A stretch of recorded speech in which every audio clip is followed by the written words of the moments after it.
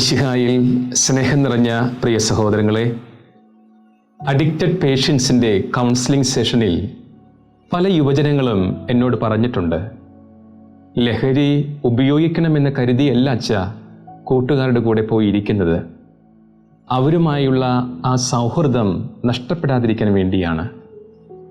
പല ദിവസങ്ങളും ഞങ്ങൾ പിരിയുന്നത് മദ്യം കഴിച്ചുകൊണ്ടായിരിക്കാം.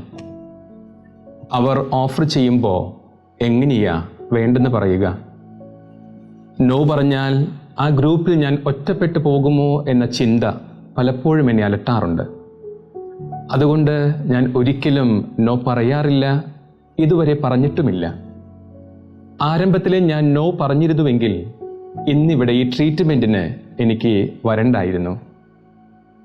ചില തെറ്റായ പ്രണയബന്ധങ്ങൾ മുറുകാൻ കാരണമായത് കൂട്ടുകാരുടെ സ്വാധീനം മൂലമാണെന്ന് പറഞ്ഞ കുട്ടികളെ ഞാൻ കണ്ടിട്ടുണ്ട്.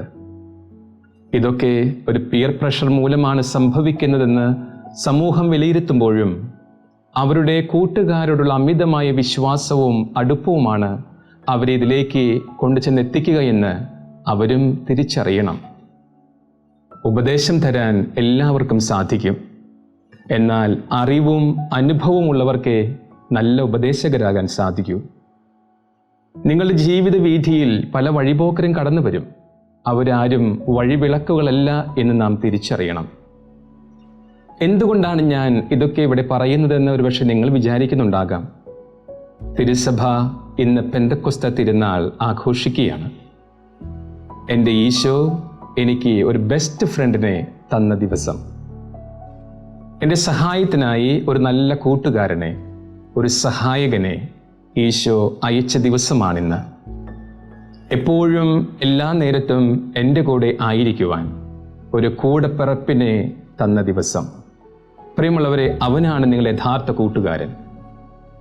ഈശോയുടെ മരണത്തിന് തൊട്ടു മുമ്പുള്ള ദിവസങ്ങളിൽ ഈശോയുടെ ശിഷ്യന്മാരുമായുള്ള സംഭാഷണമാണ് ഇന്നത്തെ സുവിശേഷത്തിൽ നാം വായിച്ചു കേട്ടത്. ഈശോ അവരെ വിട്ട് പോകുമെന്ന് പറഞ്ഞപ്പോൾ അവർക്ക് സങ്കടമായി. അപ്പോൾ ഈശോ അവരോട് പറഞ്ഞു, നിങ്ങളുടെ നന്മയ്ക്ക് വേണ്ടിയാണ് ഞാൻ പോകുന്നത്. ഞാൻ പോകുന്നില്ലെങ്കിൽ സഹായകൻ നിങ്ങളുടെ അടുക്കിലേക്ക് വരികയില്ല. അവൻ വന്നു കഴിയുമ്പോൾ പാപത്തെക്കുറിച്ചും നീതിയെക്കുറിച്ചും ന്യായവിധിയെക്കുറിച്ചും അവൻ ലോകത്തെ ബോധ്യപ്പെടുത്തും.